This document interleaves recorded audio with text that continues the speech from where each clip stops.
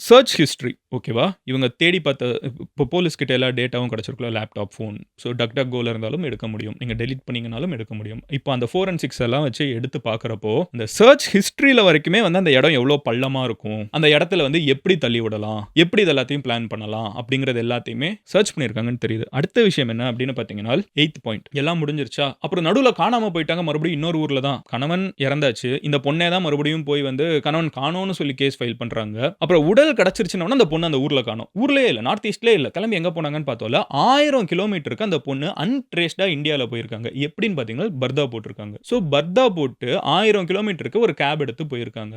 கேப்ல உத்தரப்பிரதேஷ் வரைக்கும் கிட்டத்தட்ட வந்திருக்காங்க. ஸோ இங்கேருந்து இங்க வரைக்கும் வர்றதுக்கு நடுவுல எங்கேயுமே நிறுத்த விடலையாம். 1000 கிலோமீட்டர்ஸ் நிறுத்தவே விடலங்க. ஒரு ஒரு சின்ன பிரேக் கூட ஒரு காஃபி பிரேக், டீ பிரேக் எதுவுமே எடுக்க விடல. ஒரு ஃபுல்லா அங்கேயே ஒரு பீ பண்ண கூட விடல. அங்கேருந்து இங்க வரைக்கும் வந்து 1000 கிலோமீட்டருக்கு வந்து என்ன வண்டி ஓட்ட வச்சுட்டே கொண்டு வந்துட்டாங்க அப்படின்னு சொல்லிட்டு அந்த டிரைவர் சொல்றாங்க. அடுத்த விஷயம் என்னன்னு பார்த்தீங்கன்னா, பர்தா போட்டிருந்ததுனால யாருன்னு கண்டுபிடிக்க முடியல. இந்த இவ்வளோ தூரம் வந்திருக்காங்க. ஆனா அந்த பொண்ணுக்கு முதல்லயே இந்த ஸ்கெட்ச் இருந்திருக்கு. இது பேக்கப் பிளான். இங்க மாட்டிக்கிட்டா நம்ம என்ன பண்ணணும்? எப்படி பர்தா போடணும்? எப்படி வந்து அங்கேருந்து இங்க வரணும்? எல்லாத்தையும் முதல்லயே சர்ச் பண்ணி பார்த்திருக்காங்க. அதெல்லாம் சர்ச் ஹிஸ்டரியில தெரியுது. அடுத்த விஷயம் என்னன்னு பார்த்தீங்கன்னா, இன்னமும் 10,00,000 மதிப்புள்ள கோல்டு வந்து காணோம். ஓகேவா? அடுத்து நான் சொல்றேன். சர்ச் ஹிஸ்டரியில ஒரு விஷயம் என்னன்னு பார்த்தீங்கன்னா, வீட்ல எப்படி கோல்ட உருக்குறதுன்னு சொல்லி சர்ச் ஹிஸ்டரி இருக்குது. இதெல்லாம் முதல்லயே அந்த பொண்ணு சர்ச் பண்ணி ரொம்ப எவ்வளோ பிளானிங்னு யோசிச்சு பாருங்க. வீட்ல தங்கம் உருக்குறது எப்படின்னு சொல்லிட்டு ஒரு சர்ச் ஹிஸ்டரி. இப்போ ரூ. 10,00,000 காணோமா? 10,00,000 ஒர்த்தான தங்கம் காணோமா? ஸோ அந்த பொண்ணு எந்த அளவுக்கு யோசிச்சிருக்காங்கன்னா, இப்போ இந்த வீட்ல இருக்கிற ஒரு நெக்லஸ். இப்போ இந்த பையன் இறந்துட்டான்னா, இந்த பொண்ண தேடிட்டு இருக்காங்கன்னா, இந்த நெக்லஸ் என்ன அடையாளம் இருக்கு? எங்கேயாவது எக்ஸ்சேஞ்ச் பண்ணீங்கன்னா கூட இத புடிச்சிருவாங்க. ஸோ அந்த பொண்ணு என்ன சர்ச் பண்ணியிருக்காங்கன்னா, இந்த தங்கத்த நம்ம மறுபடியும் ரீயூஸ் பண்ணி எங்கேயாவது வித்து காசு ஆக்கணும்னா, இந்த தங்கம் இந்த டிசைன்ல இருக்கக்கூடாது. அது நெக்லஸாவே இருக்கக்கூடாது. வெறும் தங்க கட்டியா இருக்கணும். அப்போ இந்த நெக்லஸை எப்படி உருக்குறது?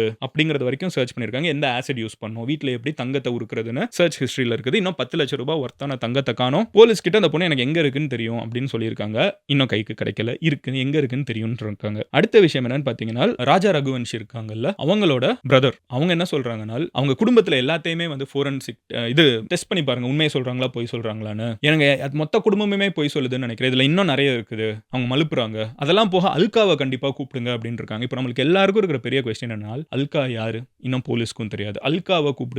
அது அவங்களோட ஃப்ரெண்ட் தான். சோனமோட ஃப்ரெண்ட் தான் அப்படின்னு சொல்லிட்டு பையன் வீட்ல இருக்கிற ஒரு பையன். பையனோட பிரதர் சொல்லியிருக்காங்க. இன்னொரு விஷயம் என்னன்னு பார்த்தீங்கன்னா, இந்த பொண்ணு எந்த அளவுக்கு யோசிச்சிருக்காங்கன்னா, ஃபோன ஒரு வேள ட்ரேஸ் பண்ணாங்கன்னா கண்டுபிடிக்க கூடாதுன்னு, அந்த 234 கால்ஸ் போயிருக்குல்ல WhatsAppல, அந்த அத்தன காலுக்குமே வந்து பேர் வந்து இன்டர்ன் ராஜ். அந்த பையனோட பேர இன்டர்ன் அந்த ராஜ் அதெல்லாம் வைக்காம, சஞ்சய் வர்மான்னு இன்னொரு ஒரு பேர். சம்மந்தமே இல்லாம அந்த சஞ்சய் வர்மாங்கிற பேருக்கும் இந்த பொண்ணுக்கும் சம்மந்தமே இல்ல. ஆனா அப்படி ஒண்ணு சேவ் பண்ணி வச்சிருக்காங்க. அந்த அளவுக்கு யோசிச்சிருக்காங்க. அடுத்தது நான் சொல்றேன். 11த் பாயிண்ட். இதுதான் இருக்கிறதுலயே எனக்கு வந்து இந்த அளவுக்கு யோசிப்பாங்களான்னு எனக்கு தூக்கி வாரி போட்டுச்சு. ஒருவேள அந்த பையன கொல்ல முடியல. 4 முறை இல்லப்பா 40 முறை ட்ரை பண்றோம். அந்த ஹனிமூன் ஃபுல்லா அந்த பையன வந்து சாகடிக்க முடியலனால், பேக்கப் பிளான் என்னன்னா, இன்னொரு ஒரு உடல ரெடி பண்ணுங்க.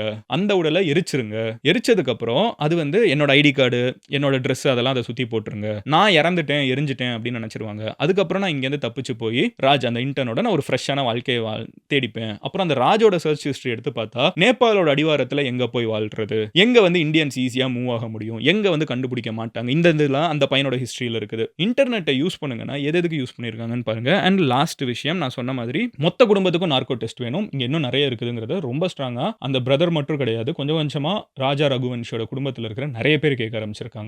எனக்கு என்ன தோணுதுன்னா, சீரியஸா இன்டர்நெட் வந்து ஒரு பயங்கரமான ஒரு ஆயுதம்னு சொல்லுவாங்க எப்பவுமே. அத வந்து நம்மளோட எதிரிய நோக்கி யூஸ் பண்ணோம்னா பயங்கரமான ஆயுதம். ஆனா நம்மள எதிர்த்துமே நம்ம தப்பா யூஸ் பண்ணிக்கலாம். எனக்கு இந்த மொத்தமா இந்த கேஸ பார்க்கிறப்போ, சோனம் ரகுவன்ஷிய நெனச்சு எனக்கு பயங்கர ஆச்சரியமா இருக்குது. ஒரு 25 வயசு பொண்ணு எவ்ளோ யோசிச்சிருக்காங்க பாருங்க. இவ்ளோ யோசிச்சு, இவ்ளோ காம்ப்ளிகேட்டடான ஒரு பிளான போட முடிஞ்ச இந்த மூளைய பாசிட்டிவா ஒரு ஸ்டார்ட் அப் ஆரம்பிக்கிறதுக்கோ, இல்ல வந்து இந்த கல்யாணத்துக்கு முன்னாடியே நான் எப்படி இந்த பையன லவ் பண்றத கன்வின்ஸ் பண்றது வீட்லங்கிறத யோசிக்கிறதோ, இல்ல இந்த கல்யாணத்த எப்படி தவிர்க்கிறதுன்னு யோசிச்சிருந்தா எவ்ளோ சிம்பிளா முடிஞ்சிருக்கும். இவ்ளோ நாலெட்ஜையும் ஒரு ஒரு ஒரு ஒண்ணுமே தெரியாத ஒரு ஒரு பையன சம்மந்தமே இல்லாம கொல்றதுக்கு இவ்ளோ பெரிய பிளான் போடுறது உண்மையிலே எனக்கு விரக்தியா இருக்குது. உண்மையிலே ஒரு ஸ்டார்ட் அப் ஆரம்பிச்சா ஒரு பெரிய பில்லியனியர் கூட ஆயிடுவாங்க. இவ்ளோ யோசிச்சா. இவ்வளவும் பண்ற நாலெட்ஜ் ஏன் தப்பான எண்டுக்கு யூஸ் பண்றாங்கன்னு தான் எனக்கு புரியல. நான் இத நெறைய பார்த்துட்டேன் சொசைட்டில. பயங்கர நாலெட்ஜபிளா இருப்பாங்க. அதெல்லாம் தப்பான காரணத்துக்கு யூஸ் பண்றது. தயவு செஞ்சு நீங்க உங்க ஃபிரெண்ட்ஸ் யாராவது இந்த ஸ்கேல் நான் சொல்லல.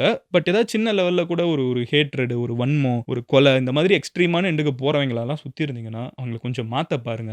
அவங்களுக்கும் நல்லது கிடையாது, சொசைட்டிக்கும் நல்லது கிடையாது. கடைசில இப்படி வந்து நின்னுட்டு இருக்காங்க.